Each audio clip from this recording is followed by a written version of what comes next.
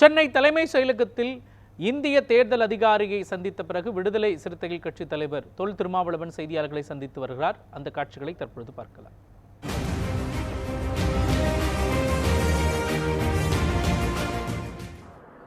தலைமை தேர்தல் அலுவலர் திரு சத்யபிரதா சாஹூ அவர்களை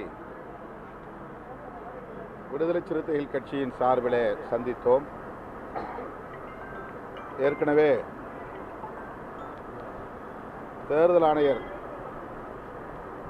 புதுதில்லியிலிருந்து தமிழ்நாட்டுக்கு வருகை இருந்தபோது அவரிடத்திலே சமர்ப்பிப்பதற்காக நாங்கள் கோரிக்கை மனு ஒன்றை தயாரித்திருந்தோம். அப்போது அவரை சந்திக்க இயலவில்லை. அந்த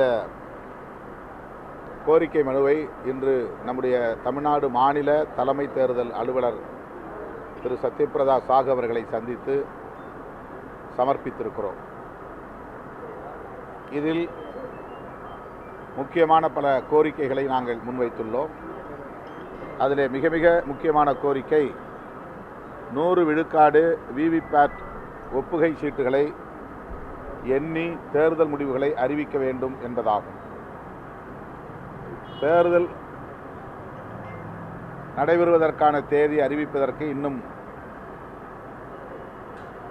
ஒரு சில நாட்களே இடைவெளி உள்ளன என்றாலும் கூட இந்த கோரிக்கையை மக்கள் சார்பிலே வலியுறுத்த வேண்டியது இன்றியமையாத ஒரு தேவையாக கருதுகிறோம். இன்றும் வட இந்திய மாநிலங்களில் மின்னணு வாக்குப்பதிவு எந்திரங்களுக்கு எதிரான போராட்டங்கள் நடைபெற்று கொண்டிருக்கின்றன. பழைய வாக்குச்சீட்டு முறைக்கே திரும்ப வேண்டும், மின்னணு வாக்குப்பதிவு எந்திரங்களில் தில்லுமுள்ளு செய்வதற்கு ஏராளமான வாய்ப்புகள் இருக்கின்றன என்கிற அச்சம் பொதுமக்களால், கட்சி சார்பற்ற அமைப்பினரால் வெளிப்படுத்தப்பட்டு வருகிறது. விடுதலை சிறுத்தைகள் கட்சியின் சார்பில் ஜனவரி மாதத்திலும் பிப்ரவரி மாதத்திலும் தமிழ்நாடு முழுக்க அனைத்து மாவட்ட தலைநகரங்களிலும் மின்னணு வாக்குப்பதிவு எந்திரங்களை பயன்படுத்துகிற அதே வேளையில் 100 விழுக்காடு விவிபேட் என்கிற ஒப்புகை சீட்டு எந்திரங்களையும் பயன்படுத்த வேண்டும். அந்த ஒப்புகை சீட்டுகளை வாக்காளர்கள் தனி வாக்கு பெட்டியிலே போட வேண்டும். அந்த சீட்டுகளை எண்ணி தேர்தல் முடிவுகளை அறிவிக்க வேண்டும் என்கிற கோரிக்கையை வலியுறுத்தி 2 கட்டமாக தமிழ்நாடு முழுவதும் விடுதலை சிறுத்தைகள் ஆர்ப்பாட்டங்களை நடத்தியிருக்கிறோம். அதன் தொடர்ச்சியாக இந்த மனுவை இன்றைக்கு மாநில தலைமை தேர்தல் அலுவலரை சந்தித்து ஒப்படைத்திருக்கிறோம். 100 விழுக்காடு ஒப்புகை சீட்டுகளை எண்ணி தேர்தல் முடிவுகளை அறிவிக்க வேண்டும் என்பதுதான் எங்கள் முக்கியமான கோரிக்கை.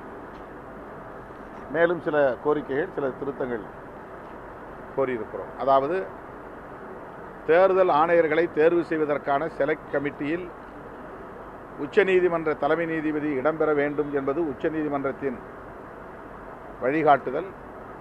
அதற்கு எதிராக சட்டம் ஒன்றை இயற்றியிருக்கிறது பாஜக அரசு.